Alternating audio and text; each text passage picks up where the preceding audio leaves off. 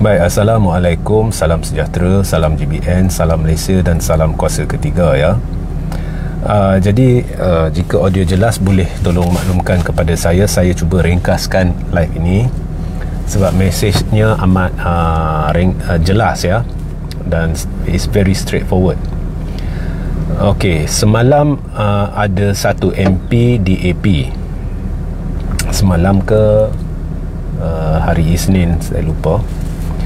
Jadi MP DAP ni nama dia RSN Raya, telah dipetik lah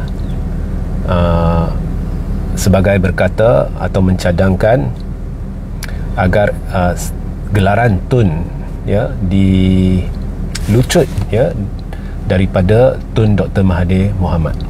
Okey.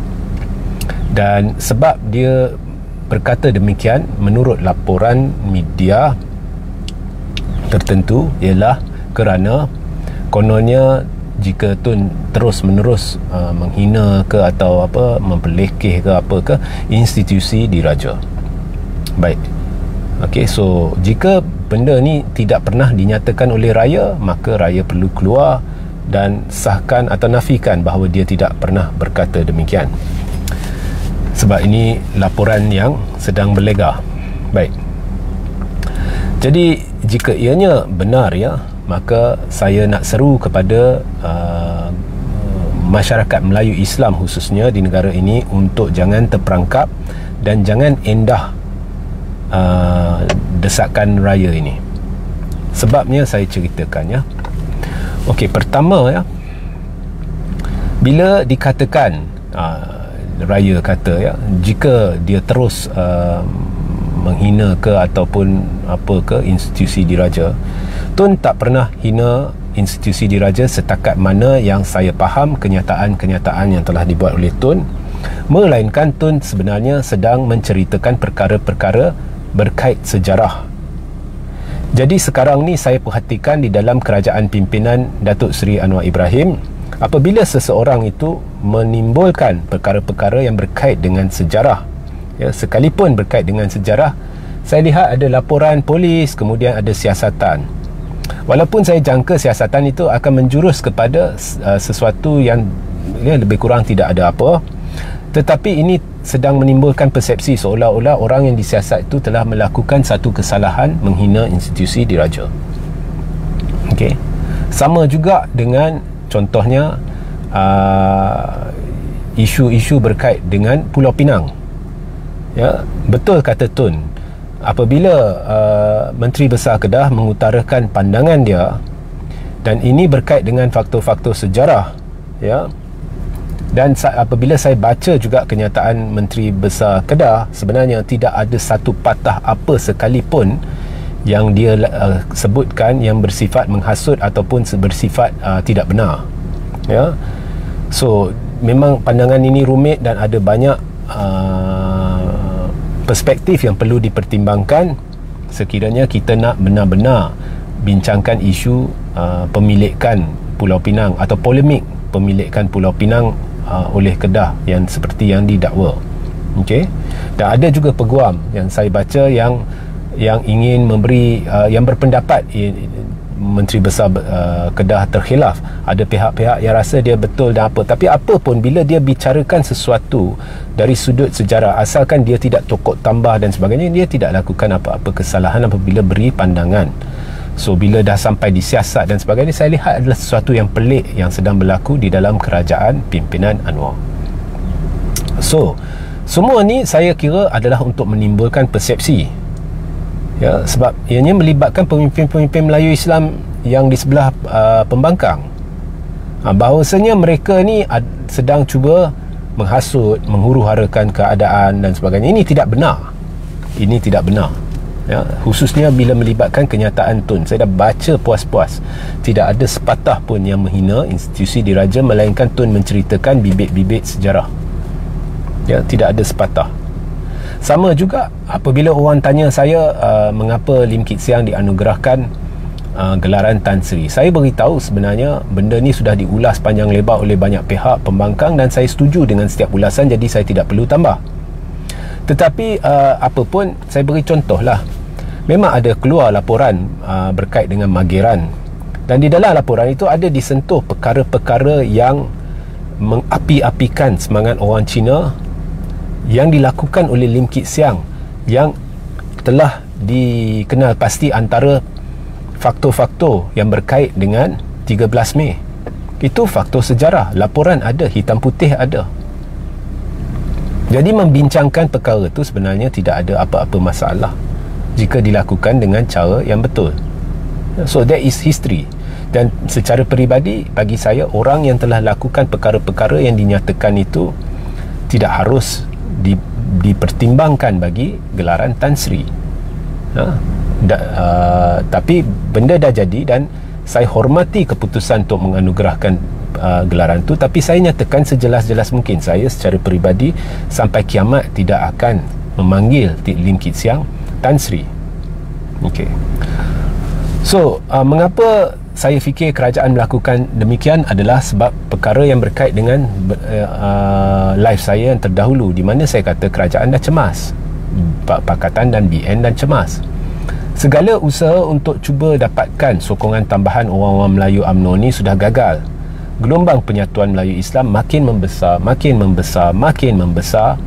Dan yang terkini, Tun Dr. Mahathir Mohamad bukan sahaja sudah bersetuju berdamai dengan Tan Sri Muhyiddin Yassin, dan Tan Sri Muhyiddin Yassin sudah bersetuju untuk berdamai dengan Tun Mahathir. Menurut Tun Mahathir, dalam sidang media semalam akan berlaku pertemuan di antara Muhyiddin dengan Mahathir untuk membincangkan kerjasama bagi PRN.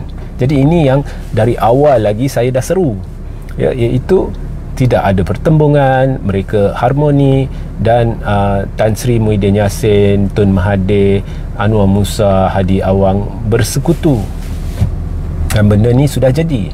Jadi semestinya kerajaan cemas, So mereka tidak mampu dapatkan sokongan tambahan orang Melayu.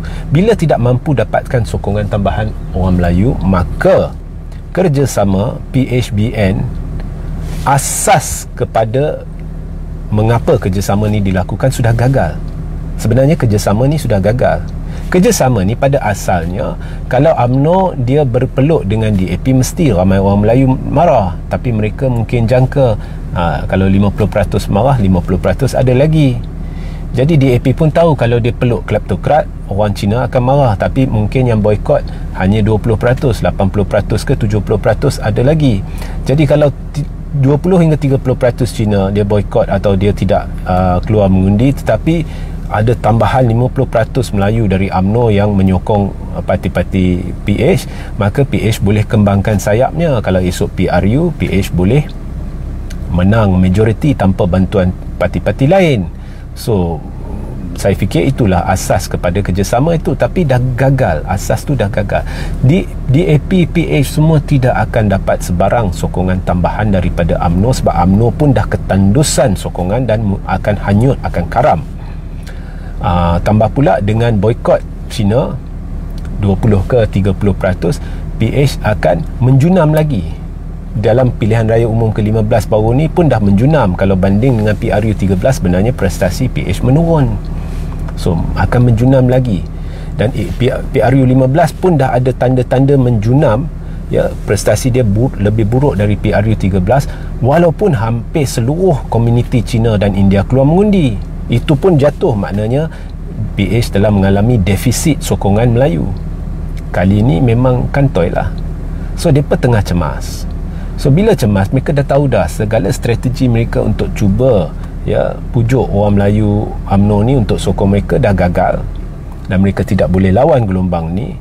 Jadi saya kira benda-benda yang dilakukan ini adalah untuk mencetuskan kemarahan orang-orang penyokong Tun, penyokong Sanusi, supaya bila penyokong mereka mengeluarkan kata-kata dalam keadaan marah, kata-kata menghasut contohnya, maka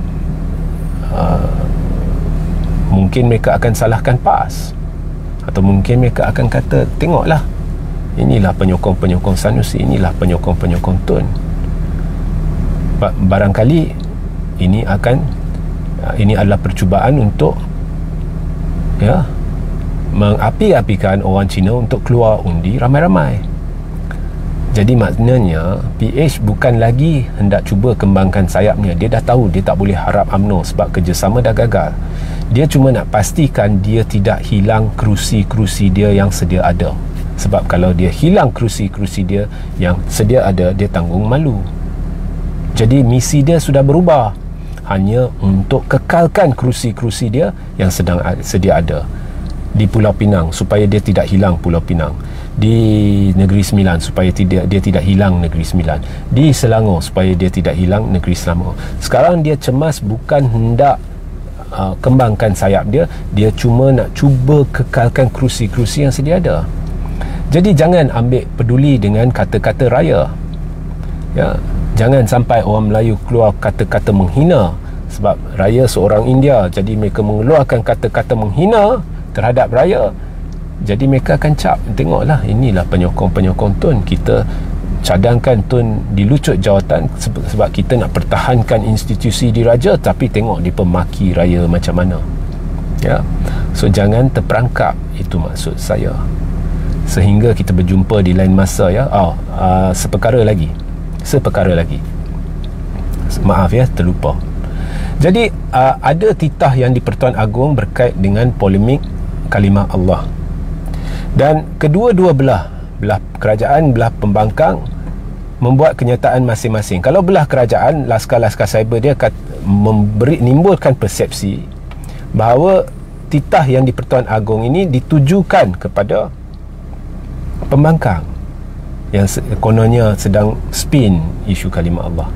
Tapi kalau belah pembangkang, mereka menimbulkan persepsi yang titah yang di Pertuan Agong ditujukan kepada kerajaan untuk memperbetulkan keadaan. Mana satu yang benar?